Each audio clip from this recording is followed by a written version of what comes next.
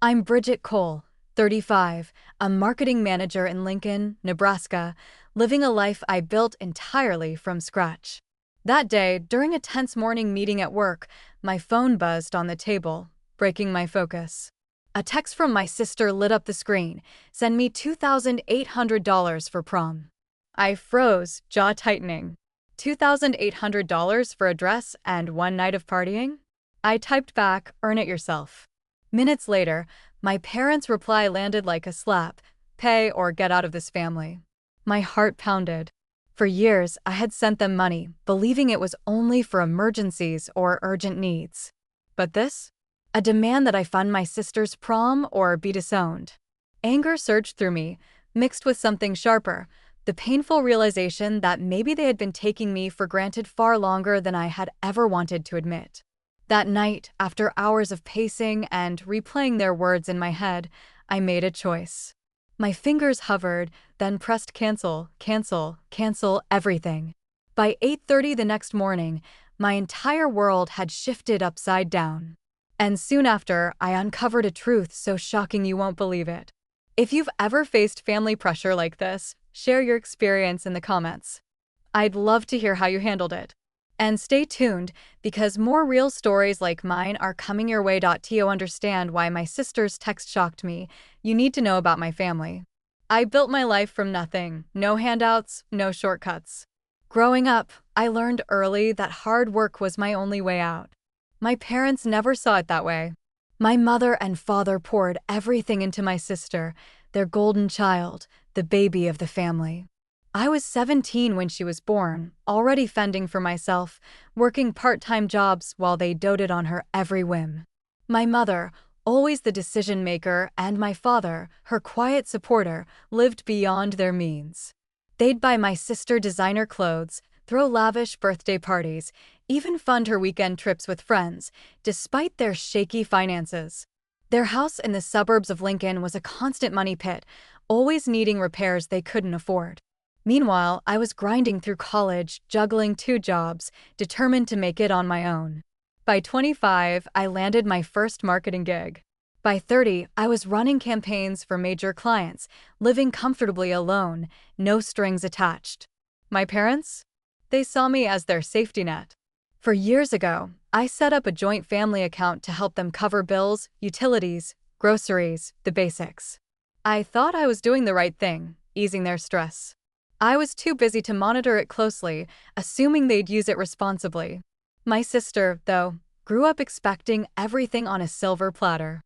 At 18, she's hooked on luxury, $500 dresses, $200 dinners, you name it. My parents enabled it, draining their savings to keep her happy. I didn't realize how deep it went until now. I always felt like the outsider, the one who had to prove herself while my sister got a free pass. My mother would say, she's young. Let her enjoy life. My father just nodded along. I kept my head down, built my career, and sent money when they asked. But that account I set up? It was my biggest mistake. I trusted them, thought they needed it for necessities. Looking back, I see the signs: new jewelry on my sister, my mother's vague excuses about unexpected expenses. I should have questioned it sooner. My whole life, I've been the responsible one, the one who fixed their messes. Yet somehow, I'm the one they turn on when I say no. Growing up, I'd hear my mother's voice, sharp and dismissive, whenever I asked for help. Figure it out, Bridget. But for my sister, they'd drop everything. I remember her 10th birthday, $2,000 on a princess-themed party while I worked weekends to pay for textbooks. My father once said, she's our second chance to get it right. It stung, but I swallowed it, kept pushing forward. My sister's demands grew bolder each year: new phones, concert tickets, shopping sprees. My parents never blinked, even when their bank account was in the red.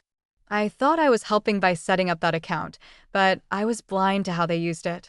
I've spent years proving I don't need them, building a life I'm proud of.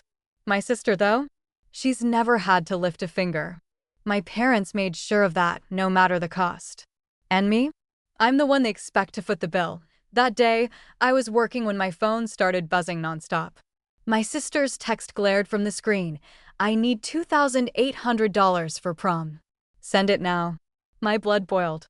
$2,800 for a high school dance? For a dress she'd wear once and a limo to show off? I typed back, my fingers shaking with irritation. No way. Get a job and earn it yourself. I hit send, expecting her to sulk, maybe send a whining reply. Instead, my phone rang seconds later. Her voice was shrill, dripping with entitlement. You're so selfish, Bridget. It's just prom. Why can't you help me? I gripped the phone tighter, forcing myself to stay calm. You're 18, I said. Plenty of kids work part-time for prom. Try it. She scoffed, her tone venomous. You don't get it. I deserve this. Before I could respond, she hung up, leaving me staring at a blank screen, my stomach churning. Deserve it? Since when did she deserve my money? I tried to focus on work, but my mind kept replaying her words. I'd spent years proving I could stand on my own while she got everything handed to her. The unfairness stung, a sharp reminder of every time my parents chose her over me. I remembered begging for $50 for a school trip at 16, only to hear my mother snap, "We can't afford it." Yet, my sister got $200 for concert tickets without blinking. By noon, I heard her voice again, this time through a voicemail she didn't mean to send. "Mom, Dad, Bridget's being impossible," she whined. "Tell her to pay." I froze, picturing her pacing their suburban living room, playing the victim as always. Minutes later, my mother's text hit like a blade.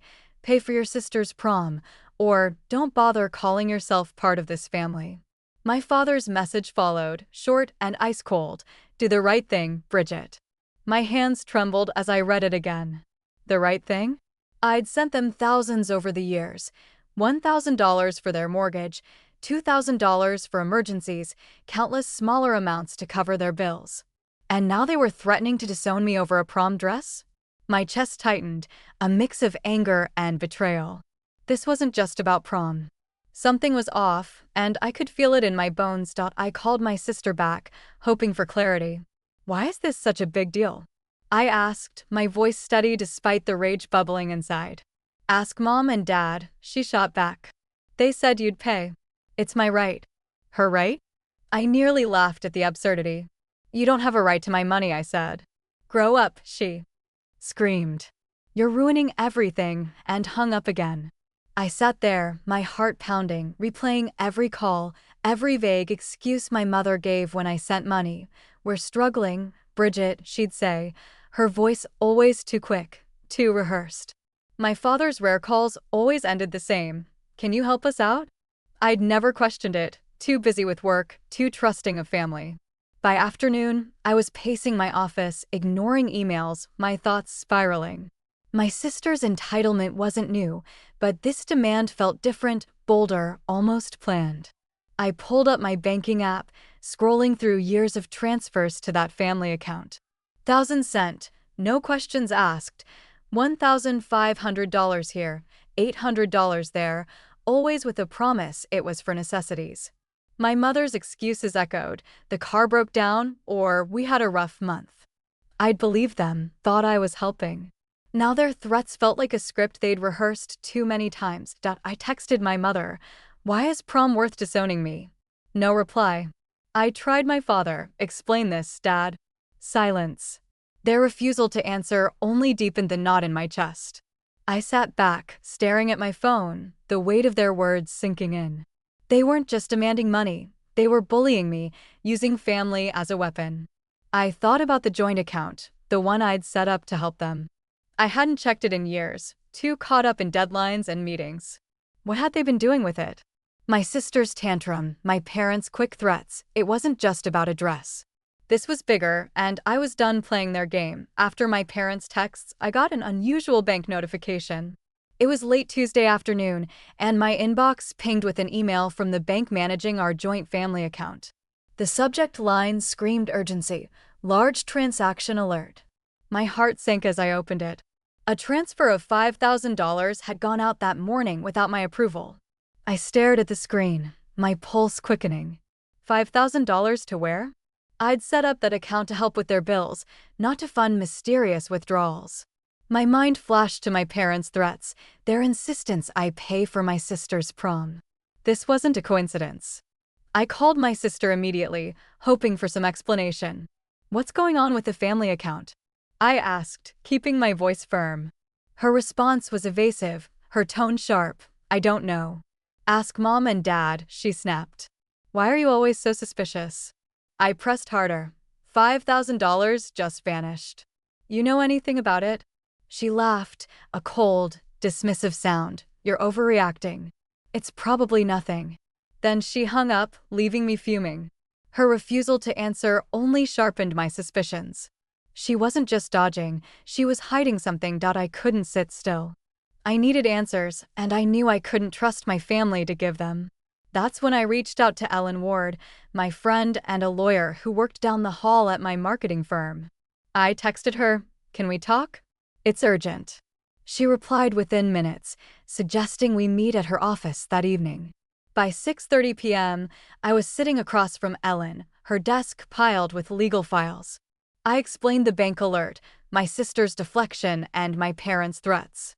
"Something's wrong with the family account," I said, my voice tight with frustration. "I need to know what they're doing with it."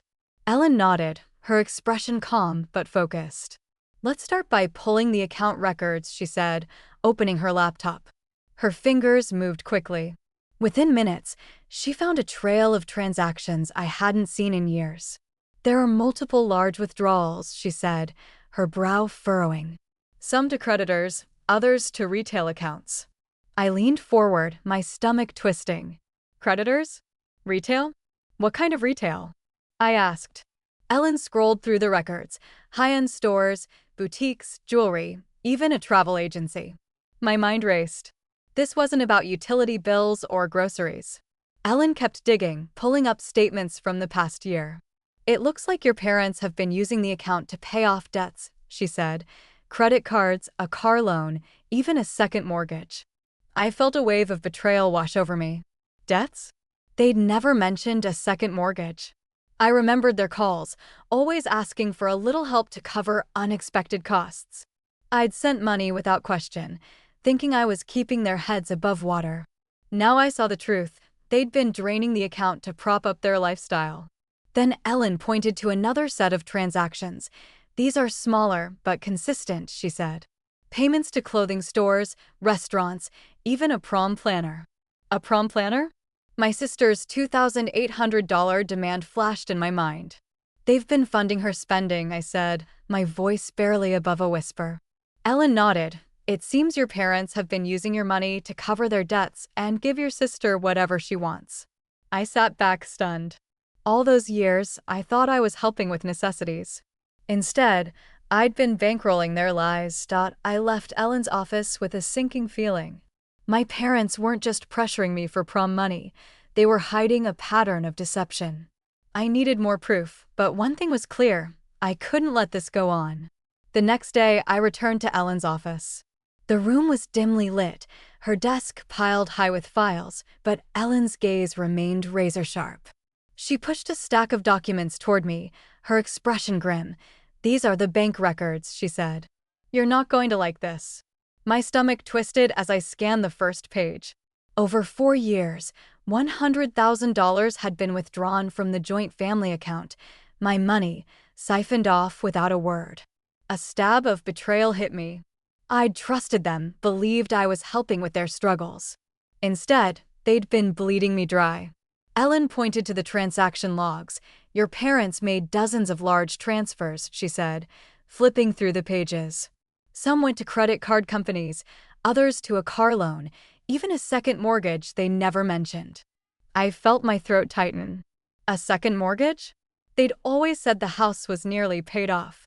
Then she showed me another section, smaller withdrawals, but constant, to boutiques, jewelry stores, and a travel agency for my sister's trips. Prom expenses, too, Ellen added, circling a $3,000 payment to a high-end event planner. My sister's $2,800 demand suddenly made sense. She'd been raised to expect my money as her own. I leaned back, my mind reeling. Every call from my mother, every plea for a little help, flashed through my head. I'd sent thousands, thinking it was for necessities, groceries, utilities, their survival. Now I saw the truth. They'd use me to fund their debts and my sister's lavish lifestyle. How could they do this? I whispered, more to myself than Ellen. She shook her head. People justify anything when they're desperate. Her words stung, but they were true. I knew what I had to do. The next morning, Wednesday, I called the bank and instructed them to close the joint account. It took 10 minutes, but each step felt like cutting a chain. I'd spent years tying myself to their problems, and now I was done. With the account frozen, I drafted an email to my parents and sister, keeping it short and cold. The joint account is closed. I know about the $100,000. No more money. I hit send, my hands steady but my chest heavy. This wasn't just about money, it was about trust, and they'd shattered it. Within hours, my phone exploded. My sister called first, her voice a mix of panic and rage. "You can't do this," she shouted. "We need that account." I stayed calm, though my pulse raced. "Need it for what?" "More designer dresses," I asked. She sputtered, then screamed, "You're tearing this family apart," and hung up. My mother's text came next, a wall of words. "How dare you accuse us? We needed that money to survive." Survive on luxury trips and prom planners? My father's message was shorter, but no less desperate. "Bridget, think about what you're doing to us." I didn't reply. Their excuses rang hollow. I called Ellen to update her. "They're freaking out," I said, my voice shaking with a mix of anger and relief. She wasn't surprised. "They're scared because their safety net is gone," she said. "You did the right thing." I wasn't so sure. Closing the account felt like freedom, but it also felt like losing the family I'd spent years trying to hold together. Their lies had changed everything, and I wasn't sure what came next. 1 week later, I drove to my parents' house in suburban Lincoln. My hands gripped the steering wheel, a folder of bank documents tucked beside me. The weight of what I was about to do pressed against my chest. I'd spent days preparing, replaying Ellen's findings. $100,000 drained from the joint account over 4 years, part of a larger mess. $500,000 in debts my parents had racked up. Today, I'd face them and lay it all bare. No more lies. I walked into their living room, the air thick with tension. My mother sat on the couch, her eyes already narrow. My father stood by the window, arms crossed, his face unreadable. My sister slouched in an armchair, staring at her phone, avoiding my gaze. I didn't waste time. "I know everything," I said, dropping the folder onto the coffee table. "The account I set up to help you? You took $100,000 and you're drowning in $500,000 of debt." I spread the documents out, bank statements, transaction logs, proof of their spending, credit card payments, a car loan, a second mortgage they'd hidden, and worse, thousands funneled into my sister's designer clothes and trips. My mother's face crumpled. "But not with guilt. How could you dig into our private business?" she snapped, her voice trembling. "This is family." I felt a wave of fury. Family? I'd given them everything, and they'd used me. "You lied to me," I said, my voice steady despite the hurt. "You said it was for bills, for survival. Instead, you funded her lifestyle." I pointed at my sister, who still wouldn't look up. My father stepped forward, his tone sharp. "You don't understand, Bridget. We had no choice. Debts pile up. You were supposed to help us." I stared at him, stunned. "Supposed to help?" "I sent thousands every year," I said. "And you blew it on things you couldn't afford." My mother cut in, tears streaming now. "You're so selfish. We did this for her, for your sister's future." I glanced at my sister, expecting some defense, some apology. She stayed silent, her face blank, letting our parents fight her battle. That silence cut deeper than their words. She wasn't just complicit, she was entitled to it all. My father's voice grew louder. "You can't walk away from us," he said, his eyes blazing. "We're your family. You owe us." "Owe them?" The audacity burned in my throat. "I don't owe you anything," I said, my voice rising. "I closed the account. No more money. You're on your own." My mother gasped, clutching her chest like I'd struck her. "You're abandoning us," she cried. My sister finally looked up, her eyes flashing with panic, but she said nothing. I held their gazes, refusing to back down. "You abandoned me first," I said. You used my trust, my savings, for years." The room erupted. My mother shouted about loyalty, my father accused me of betrayal, and my sister just sat there, mute, as if none of this was her fault. I gathered the documents, my hands shaking with rage and relief. "I'm done," I said, walking to the door. Their voices followed me, a chorus of anger and desperation, but I didn't turn back. I'd given them a chance to explain, and all I got was blame. This was the end of their hold on me. After the meeting, I returned home and made my final decision. The weight of my family's betrayal sat heavy, but I knew what I had to do. I'd already closed the joint account, but that wasn't enough. I opened my phone, blocked my parents' numbers, and filtered their emails to spam. My sister's number went next. Each tap felt like severing a thread I'd spent years tying myself to. It hurt, but it also brought a quiet strength. I was done being their financial crutch. Months passed, and word reached me through a distant cousin. My parents had filed for bankruptcy. The $500,000 in debts, credit cards, loans, that hidden second mortgage had crushed them. Their house in suburban Lincoln, the one they'd sworn was nearly paid off, was gone. I pictured movers hauling their furniture away, my mother crying, my father staring blankly. Part of me ached for them, but another part felt nothing. They'd built this mess, using my money to delay the inevitable. I'd given them chances, and they'd thrown them away. My sister faced her own reckoning. Without my parents' handouts, she had to grow up fast. The cousin mentioned she'd taken a part-time job at a clothing store, folding shirts and ringing up customers. I imagined her standing behind a counter, forced to earn what she'd once demanded from me. The girl who thought $2,800 prom dresses were her right was learning to stand on her own. I didn't feel triumph, just a bittersweet relief. Maybe she'd understand one day what I'd tried to teach her. As for me, I found a new kind of peace. The constant calls, the guilt trips, the demands, they were gone. I focused on my life, my career, my savings. I started seeing a therapist to unpack the years of manipulation, to rebuild the confidence my family had chipped away. Setting boundaries wasn't easy. It meant letting go of the hope that they'd change, that they'd see me as more than a bank account. But it also meant freedom. I learned to say no, to protect my own future, to stop letting their chaos define me. Looking back, this whole ordeal taught me something vital. Family doesn't mean obligation. Love shouldn't come with a price tag. I spent years thinking I had to save them, that their problems were mine to fix. I was wrong. Setting boundaries, taking control of my finances, and walking away from toxicity, that's what saved me. If you're out there, caught in a similar cycle, know this: you don't owe anyone your security. Protect yourself first. It's not selfish, it's survival. To everyone listening, thank you for following my story. It's been a tough road, but sharing it helps me heal. I'd love to hear your experiences. Have you ever had to set boundaries with family? Drop a comment below and let's talk about it.